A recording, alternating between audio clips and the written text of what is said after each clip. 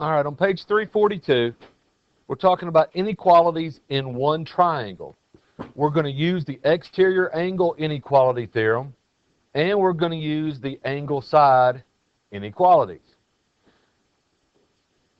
All right, if you recall, by the exterior angle theorem, you know that, looking at the figure on the screen, the measure of angle 1 equals the measure of angle 2 plus the measure of angle 3. Because the exterior angle theorem says that the measure of an exterior angle of a triangle is equal to the sum of the measures of the two remote interior angles. Now, since all of these angle measures are positive numbers, doesn't it stand to reason that if the measure of angle 1 is the sum of these two, that the measure of angle 1 must be greater than each of those other two measures? It's the only way it can work without using negative numbers, isn't it? Okay? So, that leads us to the exterior angle inequality theorem. The measure of an exterior angle of a triangle is greater than the measure of either of its corresponding remote interior angles. So, the measure of angle 1 must be greater than the measure of angle A. It must also be greater than the measure of angle B. Make sense? All right, let's try a few. So over to page 346. It says to use the exterior angle inequality theorem to list all of the angles that satisfy the stated condition. So for number 1, we want all of the measures that are less than the measure of angle 4. And then look over here and see where angle 4 is. I'm a little bit off on the, there we go. Angle 4, hang on.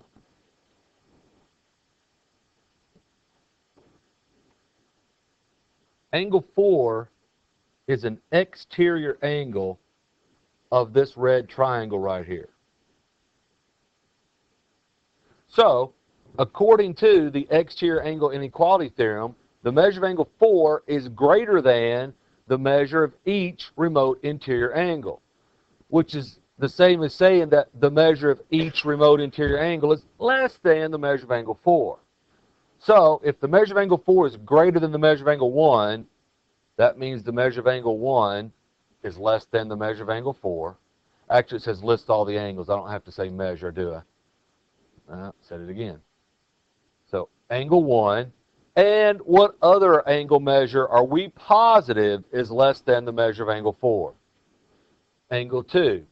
Now, the odds are pretty good that there might be some other angles somewhere in this figure that are also less than the measure of angle 4, but we're positive those two are, aren't we? So don't guess, just put the ones that you know. Let's go to the next question. Now we want measures of angles that are greater than the measure of angle 7. Well, angle 7's right here. So that means we're looking at this triangle. So any angle that's an exterior angle of that red triangle will be greater than the measure of angle 7, such as angle 9 and such as angle 5. Not 4. 4 is not an exterior angle for this one, is it? Because it's formed by extending two sides. Exterior angles are formed by extending one side. Okay? All right, let's see. Now we want measures greater than the measure of angle 2. Well, you see where angle 2 is. We're back to this one. So, what's the angle whose measure we're positive is greater than the measure of angle 2? Angle 4. Now, that's the only answer the book has. But there's another angle that I'm positive is greater than the measure of angle 2. Nathan? Yeah, angle 6 is congruent to angle 4. So if angle 4 is greater than the measure of angle 2, so is angle 6. Now the book's not really expecting us to figure that out, but we can figure that out, can't we? And we're not guessing, we're not assuming, we're not saying, well, it looks like it. We know that it is, don't we? So I'll go ahead and put that. The book wouldn't have expected you to put that. Okay? And the last one. Measures less than the measure of angle 9. Well, angle 9 is an exterior angle over here. So what two angles are we sure are less than the measure of angle 9? Angle 7, angle 6. Now, you know what, though? Angle 9 is an exterior angle for another triangle as well, isn't it?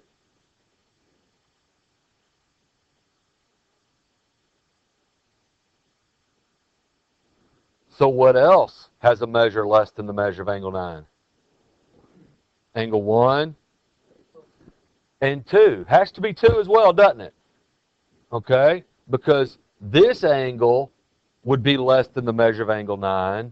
We know that 2 and 7 are both positive measures, so 2 as well. All right, I think we've done about all we can with that. Any questions? Yeah, 7's already there. Ooh, didn't even notice that. Yeah, since 6 is less and we know 4 is equal to it, yep, we can list that one too. All right. Now let's talk about the angle side inequalities. Let's see, I backed up here to bottom of page 343 is where I'm at now. Back in lesson 4.6, you learned that if two sides of a triangle are congruent, then the angles opposite those sides are congruent. In other words, we learned the isosceles triangle theorem. What relationship exists if the sides are not congruent? It says to examine the longest and shortest sides and smallest and largest angles of a scalene obtuse triangle. Now, they chose scalene because they're trying to make a point here that we're going to learn things about scalene. They chose obtuse so that it's really, really obvious. Look here at the one on the left. Angle B is obviously the largest angle in that triangle. And isn't segment AC also fairly obviously the longest side? And now look, same triangle, but they're pointing out something different. Angle A is fairly obviously the smallest angle, and segment BC is fairly obviously the shortest side. That's the way it always works. The largest angle is always opposite the longest side. The smallest angle is always opposite the shortest side. It always works that way. We're going to have it in a theorem in just a minute. But it always works that way. And if you think about it, it kind of makes sense, doesn't it? I mean, to make all the ends connect, it's got to work this way. Okay? So just remember this. Large opposite large, small opposite small. Okay? Largest opposite largest, smallest opposite smallest.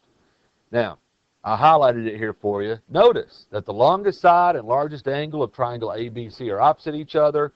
Likewise, the shortest side and smallest angle are opposite each other. This is going to be true for all triangles. And we'll have the theorem in just a moment. Now, they have a couple of watch outs here. This watch out over here on the right is to make sure you don't confuse angle symbols with less than signs. Okay?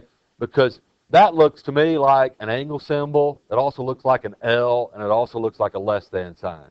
So be careful. Use the right one. Read the right one. And then here, make sure opposite. It says be careful to correctly identify the side opposite an angle. The sides that form the angle cannot be the sides opposite the angle. Okay? The opposite side is the one that does not form the angle. And let's see what the theorems say. All right, so the first one says, if one side of a triangle is longer than another side, then the angle opposite the longer side has a greater measure than the angle opposite the shorter side. Large opposite large, small opposite small. If one angle of a triangle has a greater measure than another angle, then the side opposite the greater angle is longer than the side opposite the lesser angle. Large opposite large, small opposite small. It doesn't matter if you know the side first or the angle first. Large opposite large, small opposite small. Let's see if we can use that. So, back to page 346. Number 5. They want us to list the angles and sides of each triangle in order from smallest to largest. So for number 5, well, listing the sides from smallest to largest is fairly easy. They've already given us the length. So let's do that first. Okay? So what's the smallest side? Yep. And then the next smallest and the largest. All right. So that's not much of a challenge, I hope. Now, the angles. Since we want to go from smallest to largest, since BC is the smallest side, and I don't mind saying smallest instead of shortest, because eventually I'll end up saying shortest angle as well, and you know what I mean, okay? Because I don't mean shortest angle, I mean smallest angle. So, since BC is the shortest side, what's the smallest angle? Angle A, because it's opposite the smallest side. All right, AB is the next smallest side, meaning that angle C is next, which means angle B has to be the largest.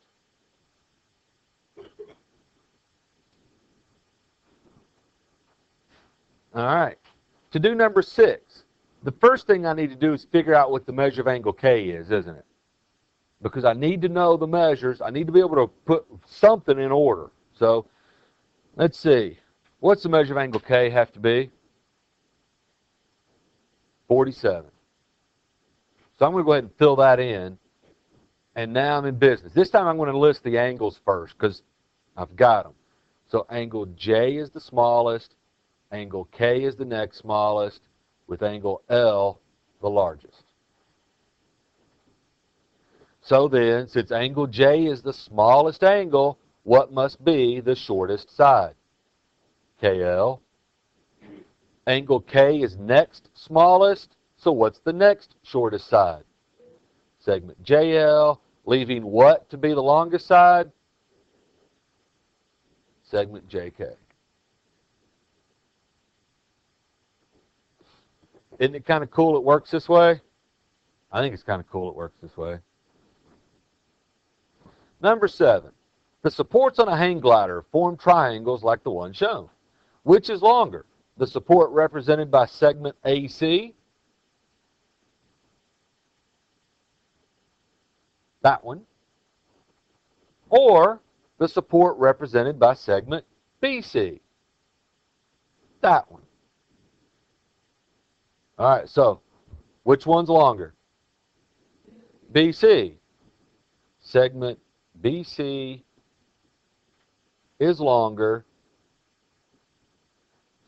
because why? Because it, I like the way Nate said it, because the angle opposite it is larger. Ta-da.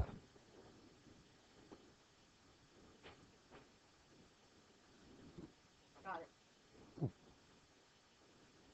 And there's your assignment. So, page 346, 1 through 39, 49 through 52.